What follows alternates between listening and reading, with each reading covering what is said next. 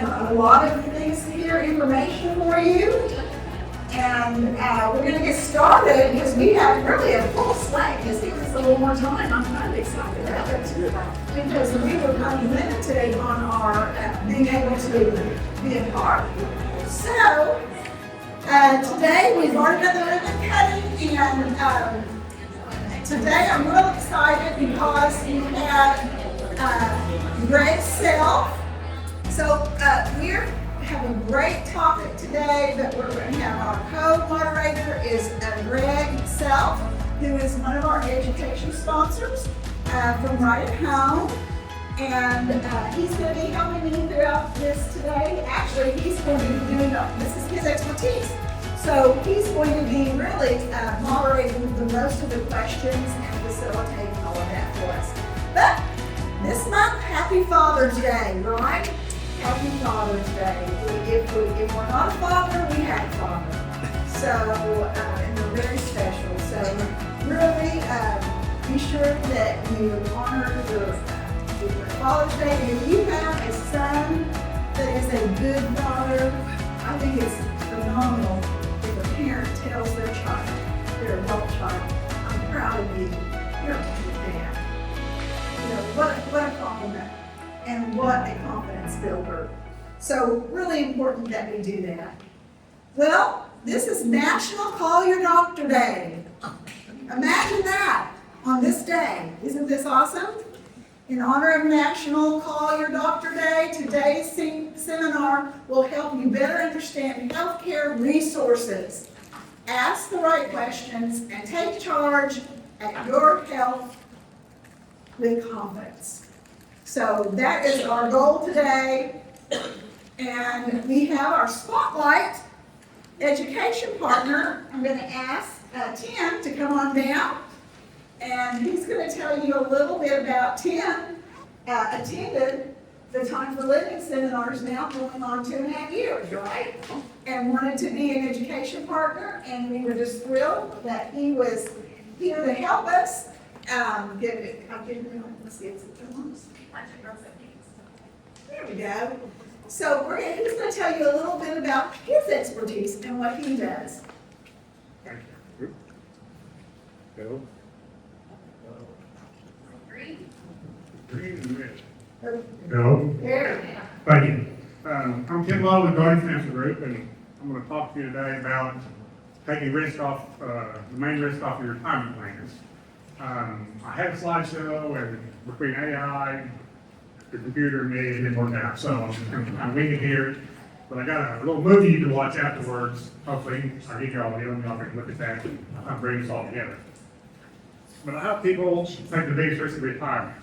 So you got to ask yourself 2 questions. How much guaranteed income do I have? And have you protected your family from long-term care? The number 1 risk is longevity. A couple that is 65 years old, there's a 50% chance that one will live to 92. There's a 25% chance that one will live to 97 years old. Which means we're living 20, 30 years of retirement, and you need guaranteed income to make it through that. The number 2 risk is long-term care. A 65-year-old couple. A 65-year-old couple has a 70% chance of one of them needing long-term care in the future. So a better retirement strategy, we feel, is a guaranteed lifetime income, covering basic living expenses, and second, a plan to cover your long-term care risk. And the rest of your money we use for lifestyle, family, travel, however you want to do it. The goal is to have a happy and long retirement, without running out of money. That's our main concern, is to run out of money. Life is going to outlive our money. Income, guaranteed income, gives you peace of mind. It takes all the worry off the table. You can spend your money. You know next month you got no check coming in, so you're not worried about that. Creates less anxiety and creates happiness, basically. And long-term care will protect your family. I've got a 92-year-old dad that's in long-term care, and they bought the policy 30 years ago, so his is covered for the rest of their life. Luckily, because it's about $8 grand a month. And he may live, he's been in it 2 years, and he's doing very well, so he may live another 5 or 6 years. At 8,000 a month, we have four siblings, we could handle it, but it would have been a big strain on the family. And what I want to offer y'all is I have a movie about Mount Everest. It's a retirement movie about Mount Everest because retirement is like Mount Everest. Everybody worries all their life about accumulation. Well, accumulation and building they build a pile of money and want to get to the summit. But the real danger is getting home, getting down off the summit, and people don't plan for that. What we do is get the guaranteed income, they help you do that. Because most people plan for the climb, but the smart ones are planning on how to get home. So, like if y'all come up, I give you a movie, it's a free movie, 45-minute movie, it's very good, it's got beautiful scenery in here. Well, and Tim, I just want to say, what you're providing is for how they can pay for what we're doing on our panel today. So it's really important that you find out what options and what tools. Tim is offering you tools that can extend your wealth so that you can pay for these type of care. Yes, because people live longer and Yes, people are on absolutely. Great, thank you.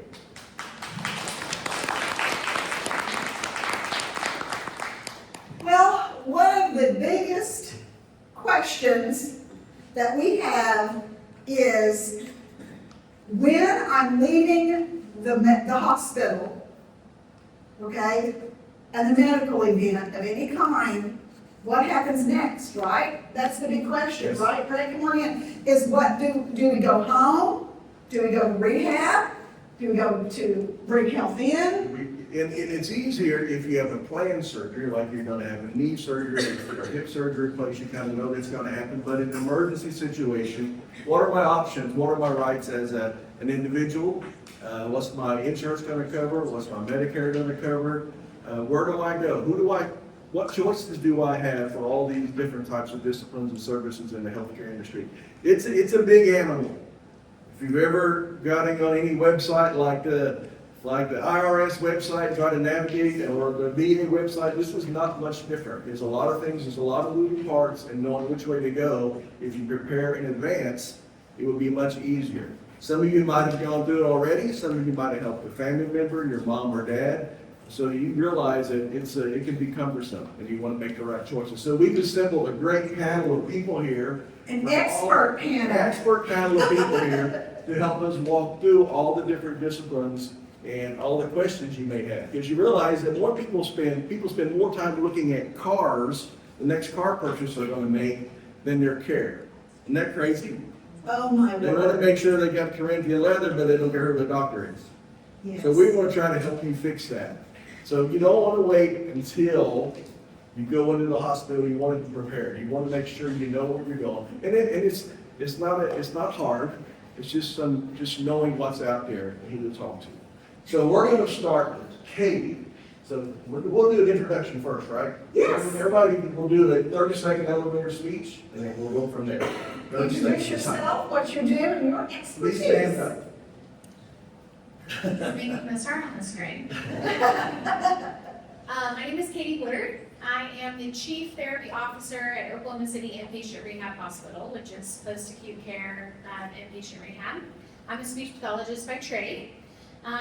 Prior to getting into inpatient rehab, I was a long-term care administrator for about 11 years. So I spent a lot of time in skilled nursing facility, long-term care, memory care, assisted living, independent living. I'm happy to be here today, and I'm here as a resource to you. Thank you.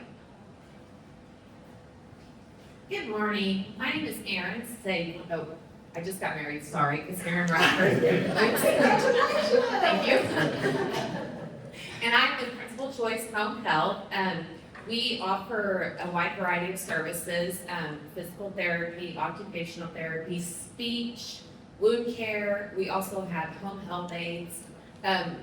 We have a gentleman named Randy that helps with any veterans that need any services as far as like knowing what they have. We started about 4 years ago because our owner's son had a stroke, and He was 22, and after the stroke, they had to come home with home health, and they had a very bad experience. And so the owner of our company went to our other owner and said, we need to do something about this. So they've done everything right as far as I can see, and it's a great company to work for, and we truly care about our patients. And we also offer palliative care too. So if you ever come you're close to hospice, or you know of any close to hospice but not quite ready, we can provide that service also. Thank you. Good morning, my name is Lacey. I'm with Amedisys Home Health. I'm a registered nurse by trade. My title is Care and Transitions Coordinator, so I've been helping people navigate coming home from the hospital or rehab and for about 10 years now. And so I help you navigate coming home, going home, having home health, kind of what that looks like, how long that may be. So I'm just here to help you. We have nursing, physical therapy, OT, speech. We also have like board design programs, so if you have a primary diagnosis of COPD, you're a fall risk, diabetes, and heart failure, we have programs designed for those diagnoses as well, so, thank you. Hi, I'm Bethany with Right at Home. We do in-home care. So we would come in and help in the home or wherever someone lives with what we call activities of daily living. So with bathing, toileting, meal prep, transportation, walking the dog, play dominoes, things like that. I come at this from, I worked in restaurants for a long time, so coming from a hospitality and customer service background, but then also personal experience with being a family caregiver. Thanks so much. That's a great thought. Hospitality, helping them. Yes, I love that. Hi, my name's Ashley Cleaver. I work with Legacy Family Hospice. I've been in hospice for about 15 years. I'm a medical social worker, and we provide hospice care in the home.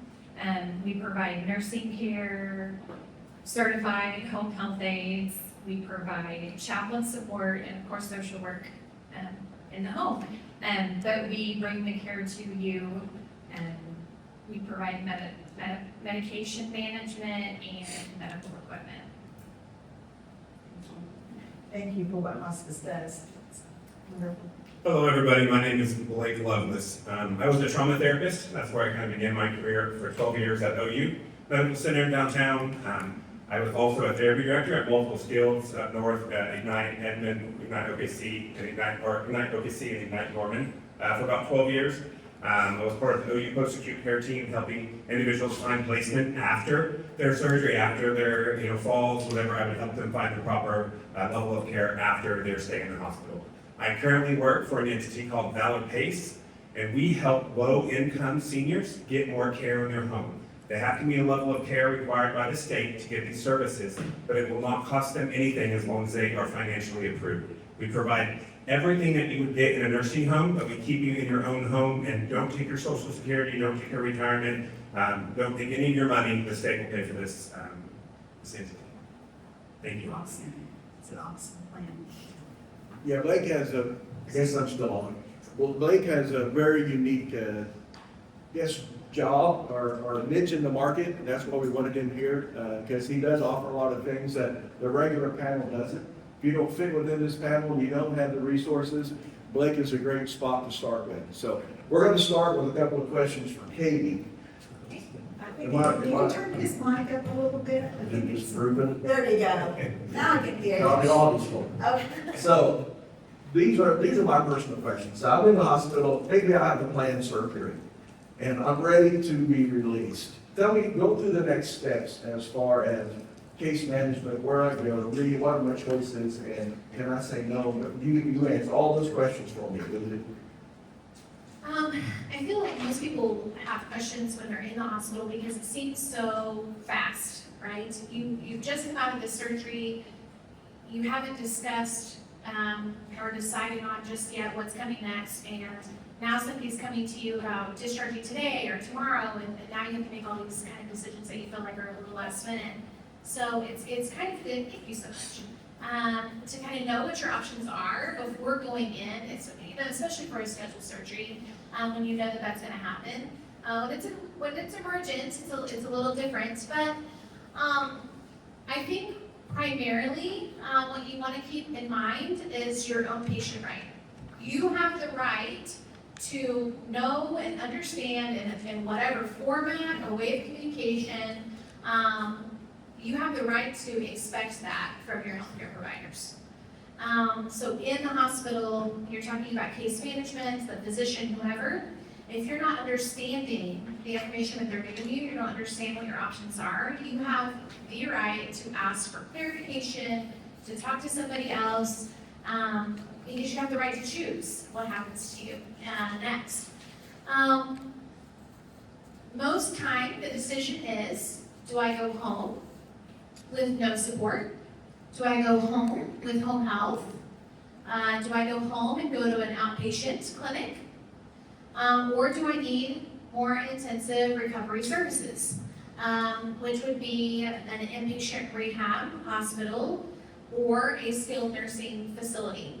I gave everybody a handout at the table. It says time for living resources. It's blue and white. And on the back page of that, it does kind of break down the differences between those different levels of care, especially between inpatient and skilled nursing facility. But you have to make a decision on what is going to be best for you and ultimately what's going to keep you safe.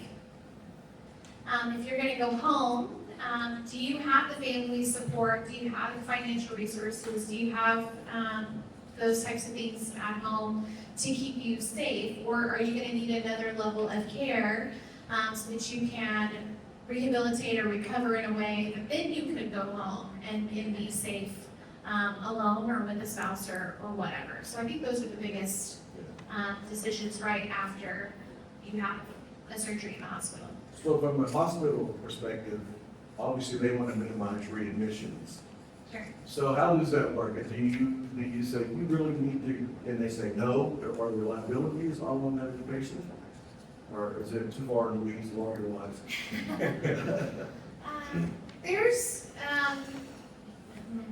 So your medical team at the hospital is gonna make a recommendation. Okay, the physician is gonna say, I really think you need this. Let's take inpatient rehab as an example. We really think that you need to go to an inpatient rehab hospital so that you can gain your strength back, so that you can go home. Ultimately, it still falls on the patient rights. It's covered under those patient rights for them to decline that service. What the hospital will do is they will document that conversation with you. They'll put it in the chart. We talked, we gave options, we gave resources. Most of the time it's going to come from the case manager or social worker in the hospital. And they'll document those conversations so that if you go home and aren't successful at home, then they can follow back up on that. But as far as liability, there's not a lot of liability on the hospital if you choose whatever path you choose for your own healthcare recovery. I think also something to keep in mind is there's a difference between choosing, I think I can do this at home with these support systems, or support from home health or whatever. I think I can manage that. I've got a daughter who's gonna come and help me or whatnot. And then doing something completely against medical advice.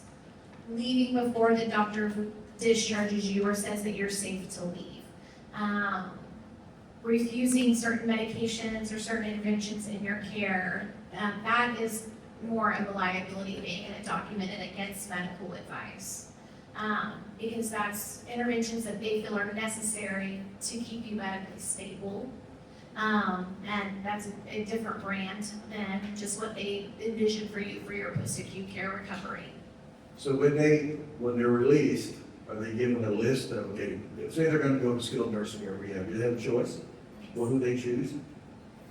So by law, you should be given a list of your choices, okay, depending on what level of care you're going to be going to next.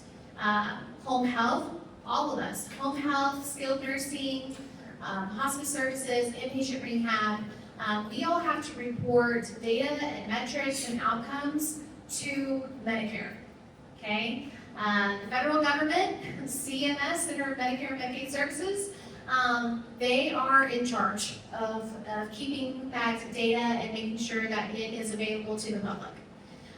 So on the backside of your resource that I gave you, it has important resources, and MedicareCompare.gov is one of those resources. You should be given that by a case manager when they're trying to discharge you while you're choosing your discharge location, depending on what level of care that is. If you think you can participate in an intensive rehab program, you want a shorter length of stay, and want to go home quickly, that looks more like inpatient rehab. If you can't tolerate intensive therapy, you need a slower pace of that and a longer stay at that level, that looks more like skilled nursing. That's in a nutshell, okay? It's very broad strokes. But depending on where you live, you can just type in, okay, your zip code there, and you can set the mileage 10 miles away from my house, 25 miles away from home, and the Medicare Compare website will rack and stack those facilities that are available to you by star rating, their staffing levels, their outcomes, and the case managers in the hospital should be giving those to you, providing those to you before you make any decisions so that you can see what your options are. A little trick of the trade, I say tour. Send a family member, send a friend, send a church, a Sunday school classmate, send whoever you want to go and take a look, okay, at the facilities you're just trying to decide between. I'm gonna narrow this down to these 3 places. These are my top 3 choices. You can give that to the case manager so they can start working on getting the information to them to see if you're accepted by them. But send your own representative, your own advocate for you to those places. Get inside the buildings. Are people smiling? How does it smell? Is it clean? Do people look like they like working there? Absolutely. Have y'all heard this before? Right? Have we talked about touring, right? It's very important. This is Very important. And this is coming from another health resource. Yeah. So it's very important. I think so. When I first graduated college as a speech pathologist, I worked mostly in acute care and long-term acute care hospitals. Then transitioned to skilled nursing, and now in the inpatient rehab. I've even done a little home health as a speech pathologist. So I've That's a great I've lead-in. seen kind of the spectrum of that, and every level of those, except for home health, at every level, I would always encourage people, go take a look. Yes. Okay, take a look at what you're gonna be moving into, even if it's for a short amount of time, so you know what you're getting. And okay, that's a great lead-in that everybody doesn't have to go from the hospital to a facility. Exactly. They go home. So here we're going to, of course, have, We're going to introduce our transition. next person. Come on in by the sign. I think you need to come in so that you're in. There it is. Oh, okay. Come on in, y'all come in. So sorry, where's Kathleen? Okay, so the next step, let's say we're gonna be released to home health. So we have Yes. 2 great people here, Aaron and Lacey. And we're gonna talk about those steps. You guys can share microphone, talk as you want to, but, okay, so we get released. Maybe we were out of skilled nursing, we're out of rehab, we're gonna go home, but we still need OTPT. So tell us what the next steps are and how that works and what choices are. The next step, if they're coming for OT and PT, is we need a doctor's order stating that, and then we will, and like she said, I know she said, if you're going to tour a place, go do that first. Also with home health and even hospice, they're gonna give you options. Find which one you're comfortable with. Interview. Yeah, interview the nurse that calls you, our intake coordinator. Ask questions, because my home health might not be for you, but it might be for her company. So always ask those questions. But as far as OT and PT, we just need a doctor's order coming in, and then we'll send out an occupational therapist depending on their needs, or their physical therapist. And the OT and PT, they kind of work hand in hand. So if they graduate from their physical therapy but continue to need occupational therapy, we can continue to do that. And, sorry. No, you're good. I'm a yapper. Yeah. Oh, like that. Oh, which one? I was just gonna piggyback off that, so coming from, say, skilled or rehab, you're doing intensive therapy, right? And you've got kind of the 24-hour care of someone monitoring you. When you're coming to home health, you may only see your therapist 2 to 3 times a week. And it's almost as if we're saving you going to outpatient. So you're not ready to physically drive to outpatient 2 or 3 times a week. So we're gonna come to you. So you're still a little homebound, where it's hard to get out and about and drive. So that therapist is gonna come to you, do your therapy visit, and it might only be 35 minutes to an hour, and then we're not gonna see you for a few days. So you wanna make sure you've made the transition of 24-hour round-the-clock care and someone laying eyes on you, that you're ready to come home to home health and maybe not have that 24-hour assistance with home health. So like she said, we do need a doctor's order, a doctor's following that plan of care. We're also gonna bill insurance. So in that case, do you leave them homework? Yeah, so either your physician, so if you've had surgery and say you had a knee replacement, your surgeon has a specific list, usually of exercises, range of motion, where he wants you to be in, say, 2 weeks. So we're gonna follow those orders, follow those guidelines, and then we're gonna have you work on your home exercises until we see you on Thursday. And how long do those services typically last? So surgery at physician's order could be, I want you to do home health for 6 weeks. It could be 2 weeks, 3 weeks. So we work with a lot of orthopedic surgeons, and they may be very pro outpatient. They want you driving. So home health could look as short term as 2 weeks, 3 times a week for 2 weeks, and then your surgeon may want you driving to outpatient. If you're not ready to go to outpatient, or you want to make that choice and really go to bat for your healthcare, that I'm not ready to drive, or I live alone and I don't have anyone to drive me, say you're not off of pain medication yet, and so you're not ready to drive, that home health can last 6 weeks if your surgeon will approve it. So, and if we have to recertify you, you're just not ready to get off of home health, we would recertify for another 30, another 60 days. How many times can that happen? Recertified? With Medicare, it's unlimited, but I think it depends on your insurance though, also, if you have, what type of insurance you have. That determines how many visits you can have, but also piggyback off of her, like the PT and the OT, if, they keep in contact with the doctors. So when something changes, they will let the doctor know if they need to adjust the plan of care. So, they're not just doing it on their own. The doctor is always in communication. And as far as recertification and that lasting, everything, times are changing where you're not staying on home health for 2 years, 3 years, cookies and blood pressure. Everything has to Yes. be written documentation that there's the skill need, that you still need it. So most insurances are requiring the documentation where our clinicians are saying, this patient is still homebound, this patient still needs home health. Do you approve it? And it's turning into an insurance game of them approving home health. And getting that authorization. So we could recertify you a couple, 30, 60 days, right? But after that, we're having to submit the documentation that you physically still need home health.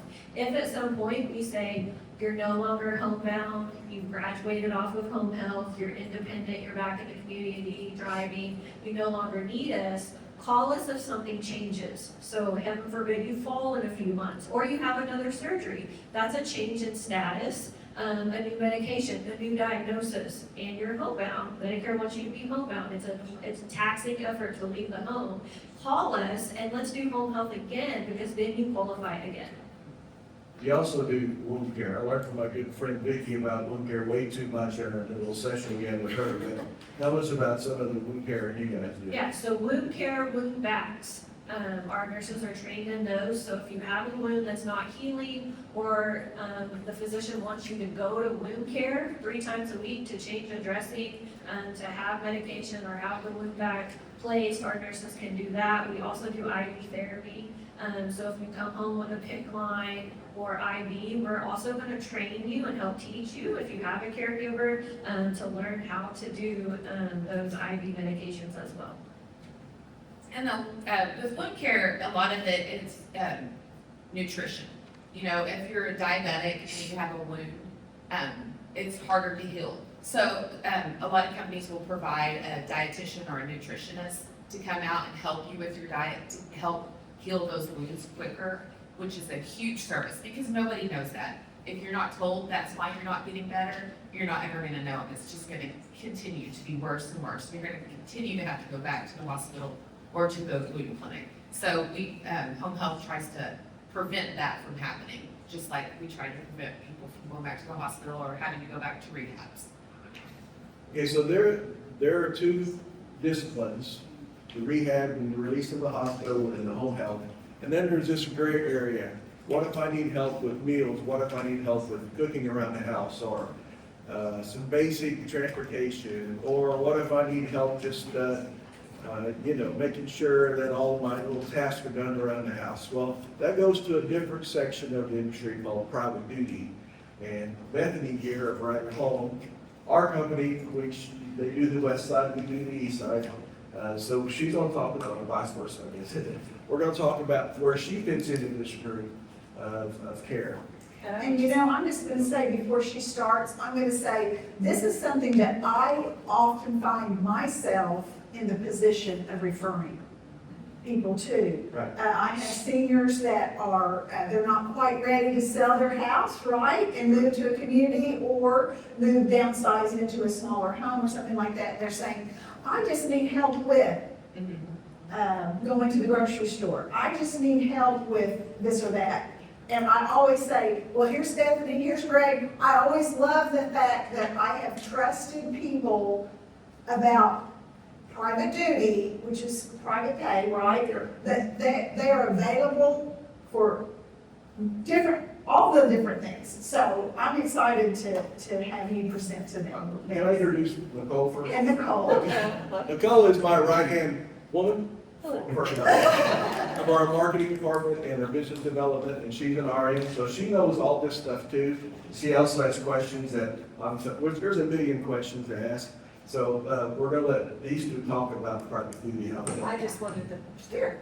Yes. I just wanted to bring up the fact that, we've talked to PT and we've talked to home health and, you have to have a doctor's order for those things. So my question for hospice and for private duty that some people may not know is, do you have to have an order for that or can we self-refer? Same for Blake down here with Tyler case. So I thought that would be a good place to start. Good question. Yeah, so for our services, you do not need a doctor's order. Just anyone can call me and say, hey, I'm having trouble with my housekeeping. Maybe I'm having trouble changing my sheets or having trouble doing laundry. I want to get out to get groceries or go shopping. I'm having a hard time putting away my groceries. My daughter might send me a Walmart order, but I'm having a hard time putting them away. I won't because I'm, stuck at home and not getting out a lot. And I'd like to, have someone come in and talk to me.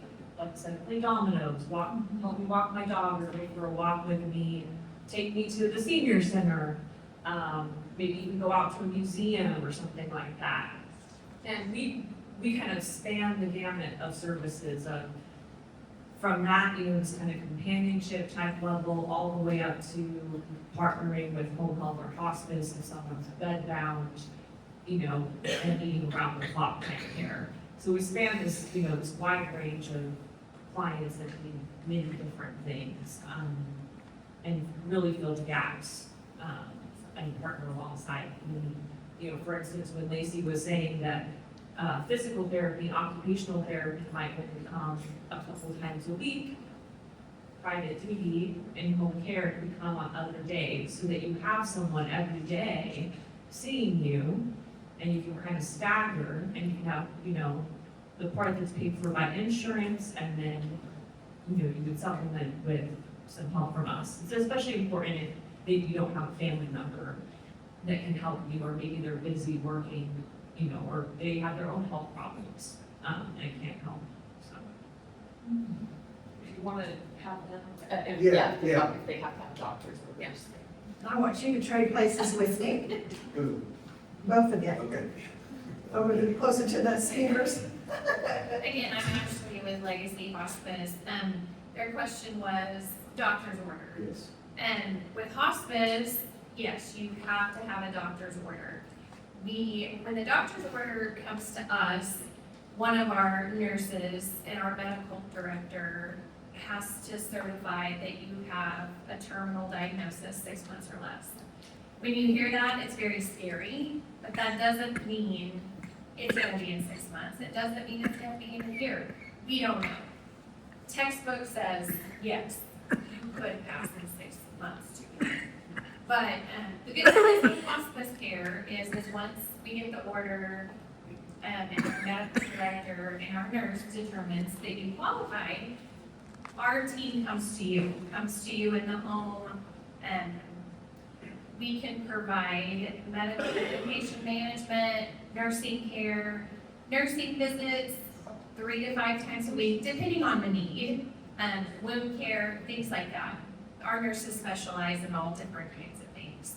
And then, of course, you get the home health aide, CNA visits to help you bathe, change your sheets, things like that. And we also refer to private duty to help because we cannot be there 24 hours. So yes, we refer to private duty. We refer to all these people when help is needed. So we are on call 24 hours a day when things come up. I have a question. Yes. Go ahead. I'm sorry. I have a quick question. Are there limits to medical things that right at home can do that hospice can do? And what are those? I mean, what are your, like, can they set the meds out? Can they not set the meds out? Yeah, so we can also do a med planner. Our nurses are able to come in and get the med planner in place. And other specific things, not in regards to the meds.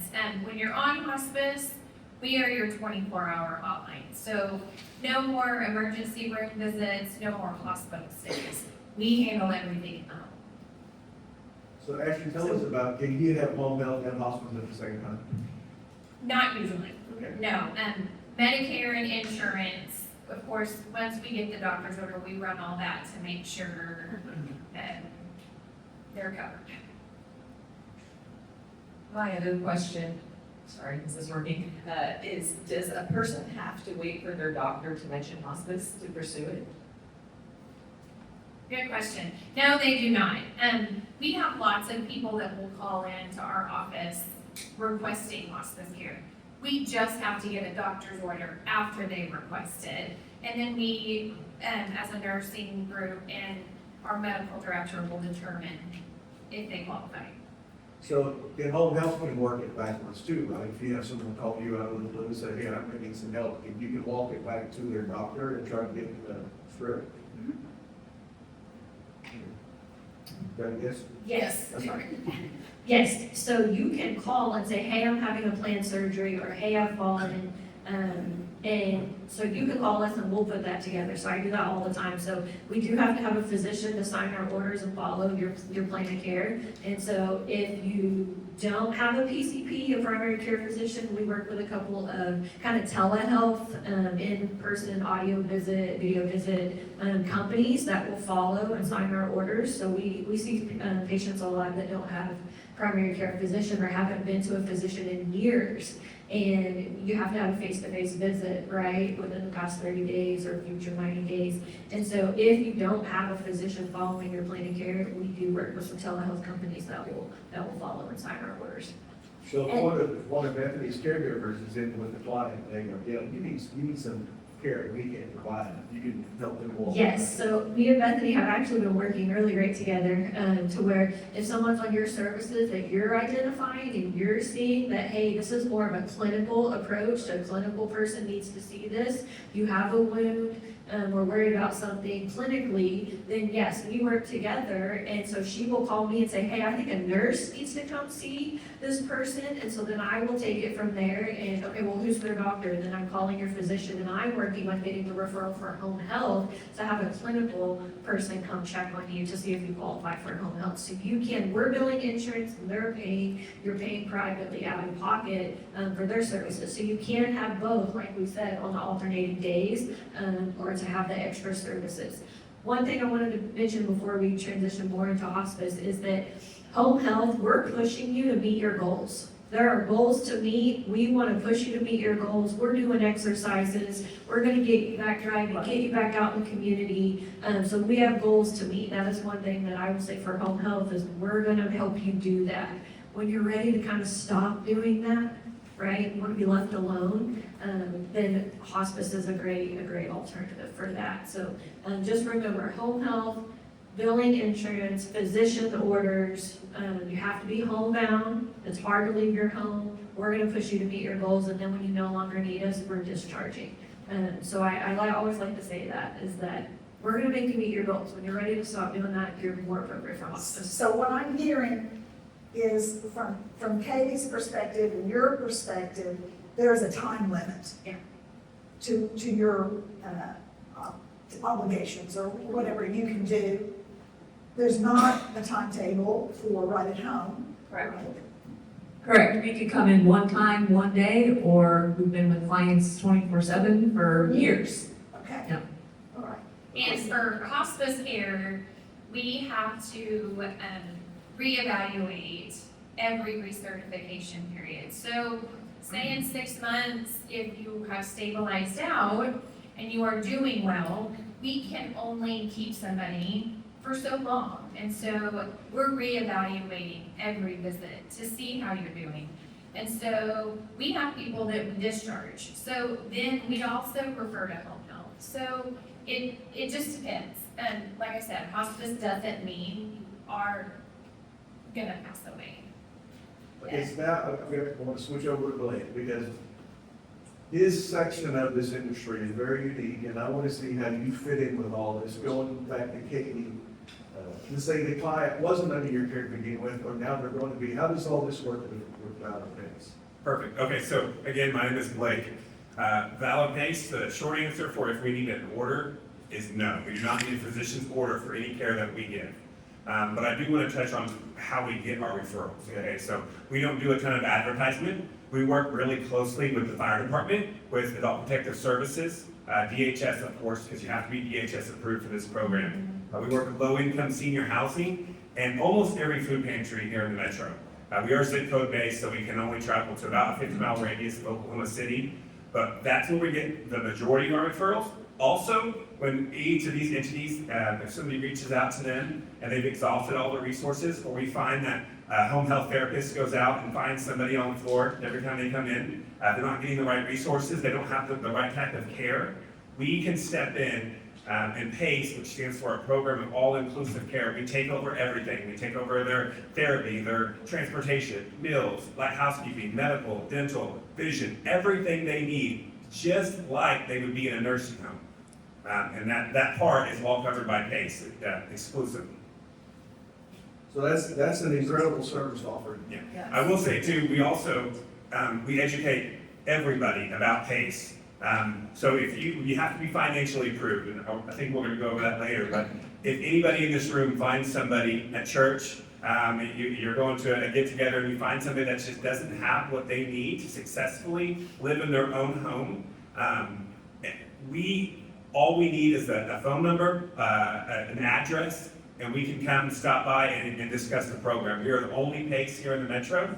PACE is 38 states wide. There's a PACE here, we have one in Shawnee, and another entity owns one in Tulsa. So it's not for everybody. You have to live in certain zip codes, you have to be financially approved, you have to have the right setup, but we give the family members, we give the patients those resources that they cannot find anywhere else. I was just gonna say, so what is it that you provide, like medicine distribution? What does PACE do that these? I personally have an ongoing joke that I tell everybody. When you start to ask the question, the answer is yes. We cover it. Okay, so do you cover? Yes. Bathing, Yes. okay. Yes and yes. That's- Food, So, transportation. food, everything. Okay. Yeah. Entertainment. So, literally, yeah, entertainment. We have an adult day center. We go pick them up every day, take them to the day center, let them hang out, socialize, be a human, get out of the house, Okay. give them a new lease on It's a life. beautiful service. is. We've met several times to talk about it and everything. So we got a question right here, sorry. Do you accept individual So with PACE, it's a very special program. We actually become your insurance and we become your caregivers. So it's a double-edged sword of healthcare. If we're not giving you what you need, and you end up in the hospital, we have an unhappy participant, and we also have to pay that bill. We do a lot to keep you healthy, to keep you in your own home. So they have to get off your bench here, just have Medicare and Medicaid. They will be, their primary insurance will be like a Medicaid PACE, and that will cover 100% of everything they And need. then they have to leave the primary care doctor. No, at this point, you do not have to leave your primary care doctor. Will definitely recommend that you use ours, but there's no harm in getting a second set of eyes on you. Good question. Awesome. Yeah. So Blaze, what about home health? So, So would we have to discharge, they can have home health and you, or do you take the place of home health kind of with the extra? yeah, so I typically discuss this with like case managers, social workers at hospitals. We are never the entity, we never say, just refer to us, because we do have to get through the DHS system, and it takes anywhere from 4 to 6 weeks. So we always tell anybody that's discharging from a hospital or an inpatient rehab, go ahead and discharge with home health, because it's gonna take us 4 to 6 weeks to get them on services. And then we discuss with home health, is it appropriate to start PACE? We start typically on the 1st of every month. So we give you 4 to 6 weeks to rehab the patient, make sure they're getting what they need, and then they transition to PACE care and then so they would discharge services. Good question. Okay, so are we getting ready to move into the questions? Yes, for the employee, that I want everybody to think about one little nugget that you want to share before we leave that will help you prepare for everything we talked about. We'll do that at the end. Thank you. Yes, I mean, my Good words. takeaway is, and I am a preacher of this, right? You've got more knowledge today of your choices that are available, your options that are available. And that's what it's all about, is educating you on those options that are available for you. That is what's important to me. So we're gonna come back to the crew. I just want to remind you, did anybody bring a guest today? Did anybody bring a guest? We cannot get rid of our Chick-fil-A card. Oh my goodness. I have an invisible guest. There you go. You know, all those children that have invisible friends, we're just on the other track, right? We're saying, I have an invisible guest today. Okay, awesome. Please remember to pull out that right page and fill out that feedback for us. If you would like to meet with any of these people individually, please put that down. If you'd like a tour of any of our communities, please mark it, and we get with them and we make that happen for you, okay? So while you're doing that, just wanted to remind you about that, and be sure to visit all of our education partners. They all brought something special for you today to go along with our topic today. And in front of you, I have a bunch of these extra. If you have churches, anybody like Wednesday night church, you can take 10, of these, get these out, because our shred day is this coming Friday. And so I want this to get out. This is a free, bring 2 boxes to shred day. So if you want more of these are at the Connie Williams group table. Please pick them up. Pick them up from here. We want, and you guys as well, take them to your patients. We want everybody to come to this. It's free of charge to you and to help with that. Okay, we're moving on into questions. Let's say one more thing, just like Tim said, everybody wants to age in their home. 80% of the world population wants to be in their home. So this is part of that program. Tim's got it right. You gotta have some money, you gotta make sure you're spending your money right, but do research on your care. Forgo the Corinthian leather and the high horsepower engine in the car. Let's get the care set up, make sure it's the right care. So, back Be to the proactive. Be proactive. With ChatGPT, just get online and go crazy. Absolutely. You can actually copy the website of all of our companies and put it in the chat and say, tell me about Greg, tell me about Blake, tell me about Val. Yes. All of them. So, And Katie said it just, you know how I tell you, be proactive because your choices are more than when they're reactive, right? So if they wait until they fall, they go to the hospital, they're told they can't, they've got to go to rehab, you know what I'm saying? I mean, go out, even if you're healthy, visit some of these places that she's suggesting. All right, give us those golden nuggets, Katie, that will help people prepare. If you wish you had been a member.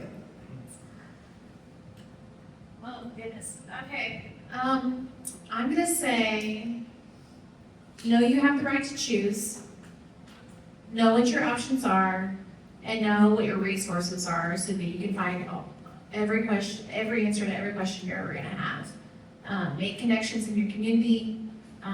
So if you don't know, then you'll have a way to get the resources that you need. And lastly, I would say everybody has the right to recover. So you want to recover in whatever level of care that is, you have the right to recover. Just because something traumatic happens in your life, usually it's unexpected. Injury, stroke, cardiovascular disease, whatever it is, there is recovery possible for most people, and you have the right to be as healthy as you can be for as long as your life is going to last. Good answer.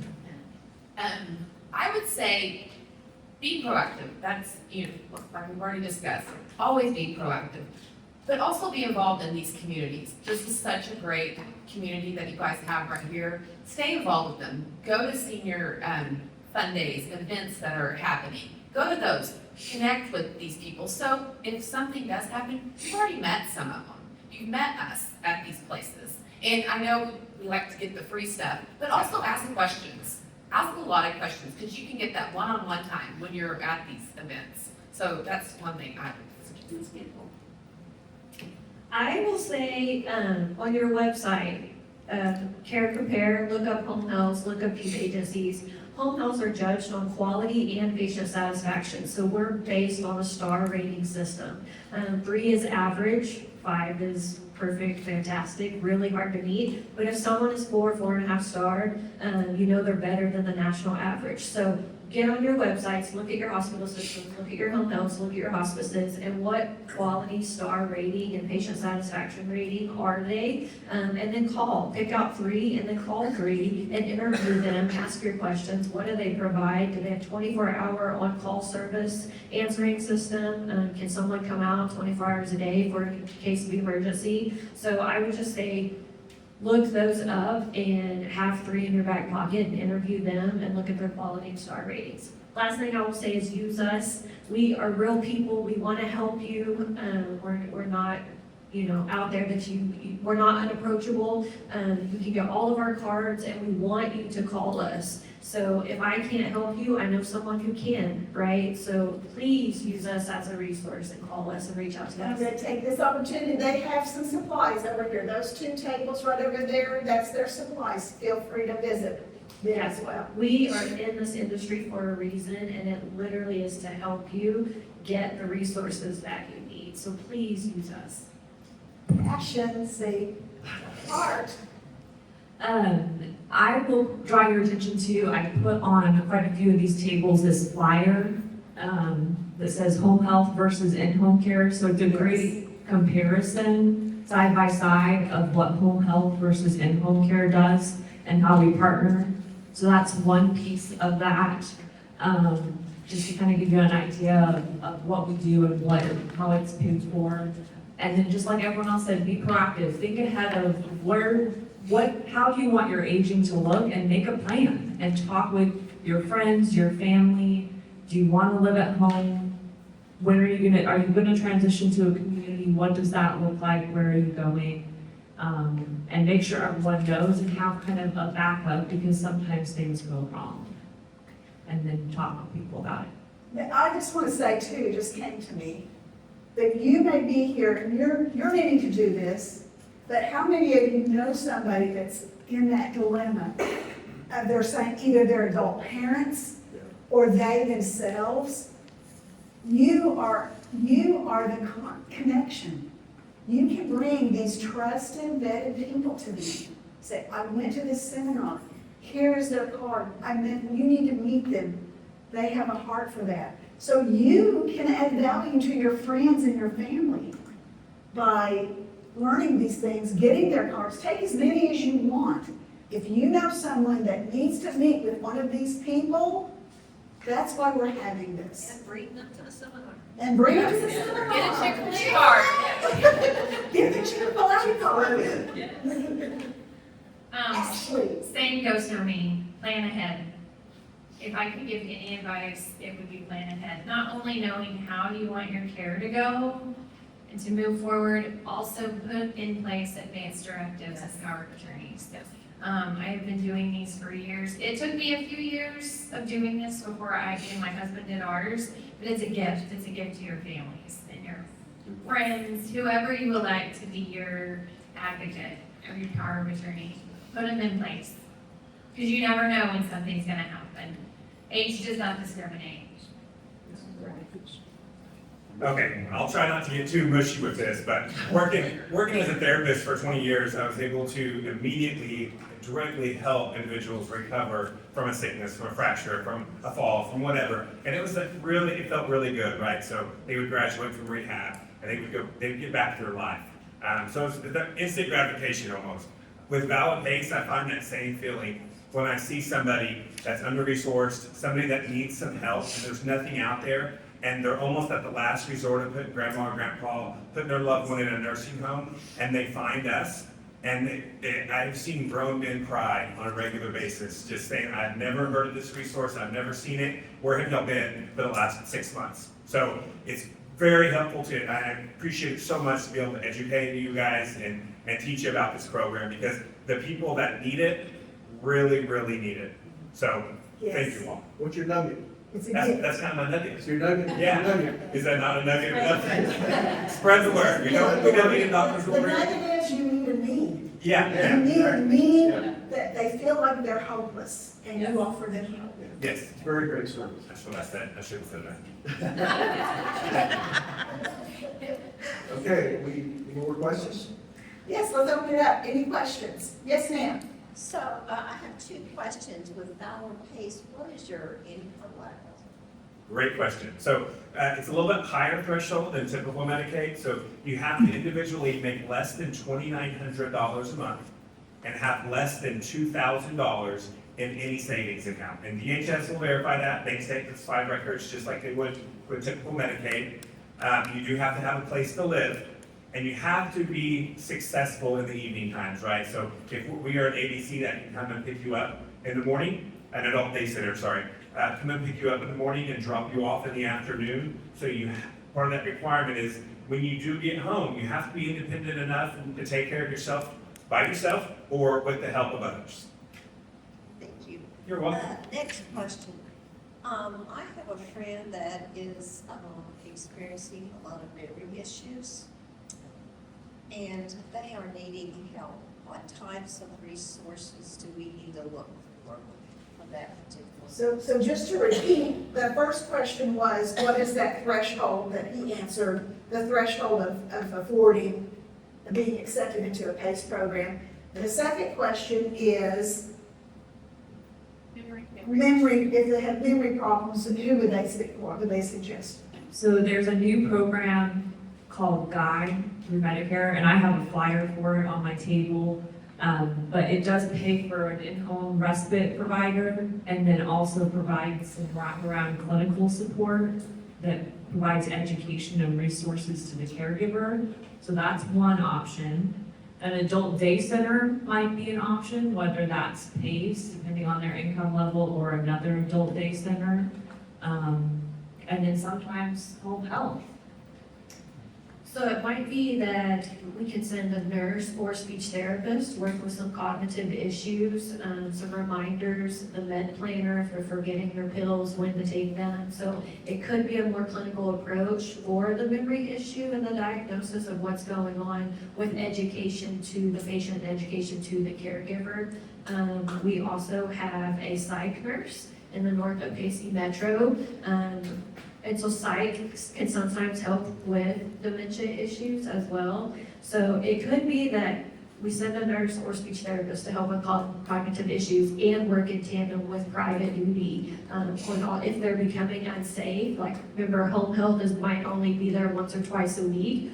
And so the days that we're not there, would it be private duty assisting and helping keep the patient safe as well?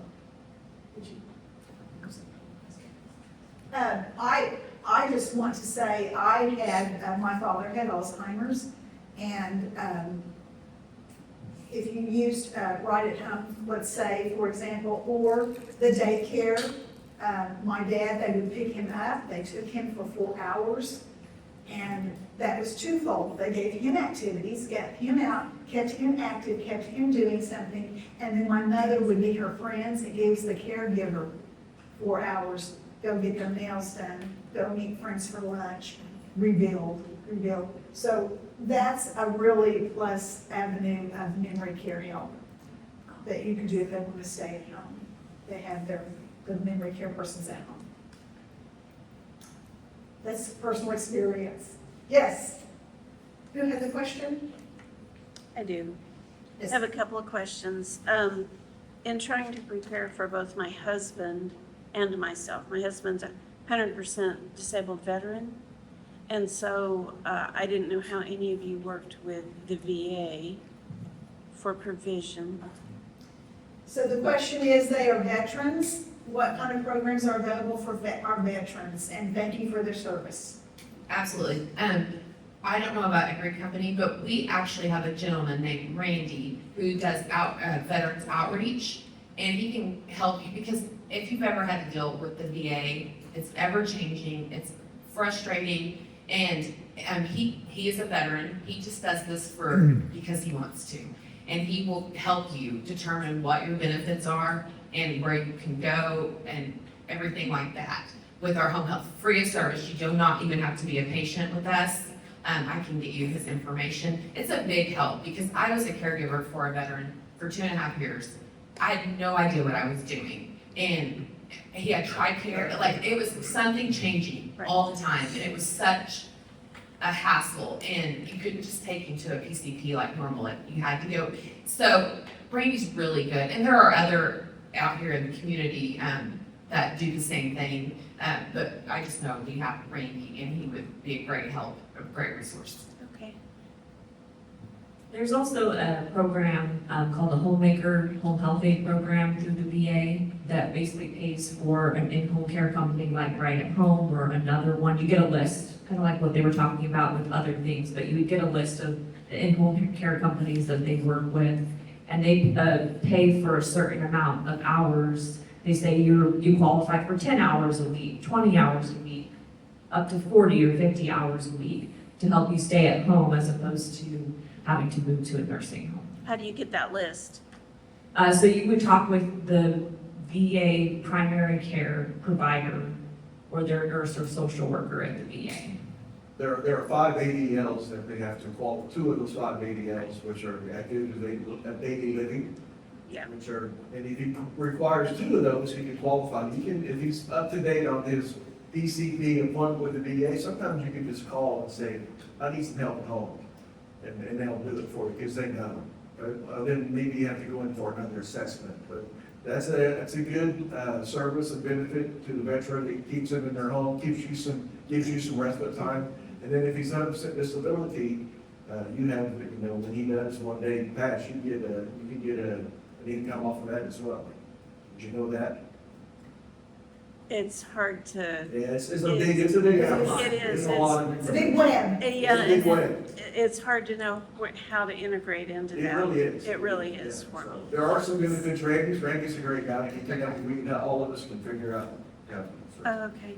If, Well, if and- he does qualify for Valor PACE, the good thing about being a veteran or having Indian health benefits, you get to double dip. So That's we have nice. we have a full gym that's almost the size of this room here. We have speech pathologists that can help with the cognition, and of course an ADC if you can smoke or cycle throughout the day.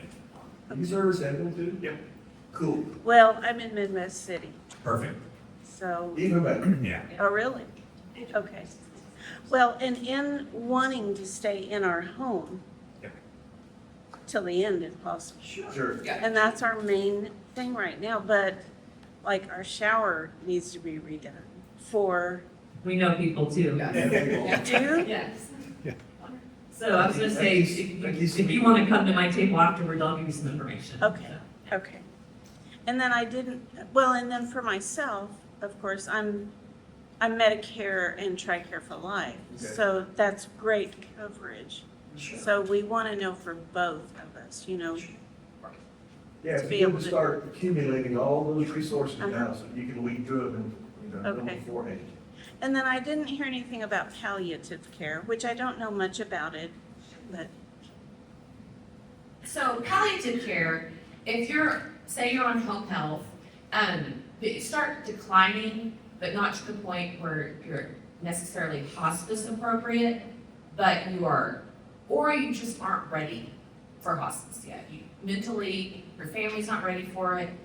Palliative is a program that provides care on top of your home health. So insurance can still bill home health and still bill palliative. You can keep your PCP, and like for instance, we have a PA and an MD that does our palliative care. So he will go out and work with the patient once or twice a month and keep in contact with their primary care physician and also like help them with their meds and everything. It's just kind of a transition from home health to hospice. So they'll help, you know, your med planning, or if they think that things need to change, they can work with the home health also. But it's nice because you can still bill home health and palliative. And that's a good question, because a lot of people don't understand palliative care. And what's provided with that. And a lot of people don't offer it. You know, some companies offer palliative care, but it's more of having someone just come out there every now and then. We actually have, like I said, a physician's assistant and a doctor that will come out and visit our patients. And so so you can literally bill palliative. With the other ones, it's not technically palliative care, so it's not billable. So we can bill home health and you keep everything else the same. Other questions? Anyone else? Because we can move to our mix and mingle. Yes, ma'am. I just wanted to point out that the Alzheimer's Association could really be a good resource for you. Oh, absolutely. Of course, yes. She just wanted to point out that the Alzheimer's Association is a fabulous resource for all memory care and situations like that. Absolutely. They are. And I was gonna add, you know, someone mentioned, you know, just like Lacey mentioned earlier, you can call any of us, I think, we speak for the whole group on anytime you have a question, you know, like you said, well, I don't know about our house and fitting it, you know, we wanna be a resource, even if we don't do it, we know people, Connie knows people that she trusts. So don't hesitate to reach out. I think people are scared to ask the questions, but we answer them every day and we want people to ask questions, so. Because that is a fabulous first step, is making your home safe. If you want to stay in your home, widening your doors, making a better shower entry, all those things so that you can stay at home, we have resources. And if we don't know, one of us will know who to contact to help you. I don't even know Okay, anyone else? Yes, ma'am. When you're looking at in-home care, what are you looking at price-wise? So, in the metro, you're usually 28 to 32 an hour starting out, and then it just kind of goes from there. Okay, so first of all, I want to thank our wonderful panel here, right? They're awesome, as you can see. We did a good job, Greg. Everyone for bringing this wonderful work together. We appreciate you. And I just want to, so you can get some people visit with them on a personal basis.